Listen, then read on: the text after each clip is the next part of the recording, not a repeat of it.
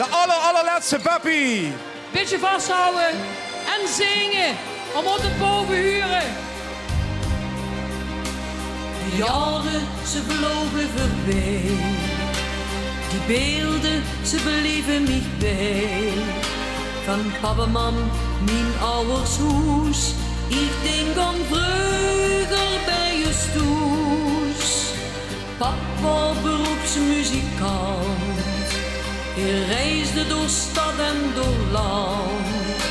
Maar waren eens af en toe vrij. Zaten veel kinderen zien zij. Want deze pap, ja onze pap. Hij speelde accordeon. En dan zong iedereen. Hij speelde accordeon. Zoek ons heel naar de lijn. Hij speelde accordeon. En dan zong iedereen. Met hart en met ziel. Muzikaal en subtiel. Zoek ons heel naar de lijn. Je maakte muziek dag en nacht.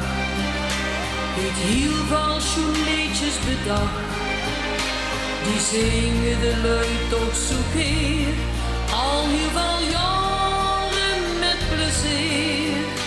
Dat krijg je voor zijn liedjes terug. Daarin ligt zijn grootste geluk. Dan speelde hij voor zijn publiek. Al zijn schoenleedjes, zijn muziek.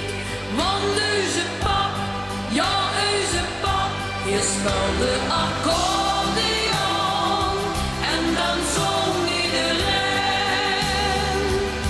Hij speelde accordeon. Zoek ons heel naar de lijn. Hij speelde accordeon. En dan zong iedereen. Met hart en met ziel. Muzikaal en subtiel. Zoek ons weer naar de lijn. Hij speelde accordeon.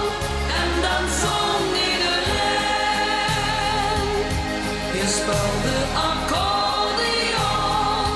Zoek ons heel naar de lijn. Hij speelde accordeon. En dan zong iedereen.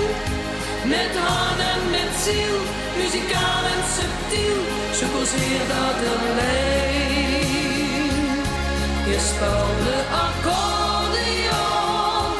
En dan zong iedereen. Je speelde accordeon. Tot het laatste refrein.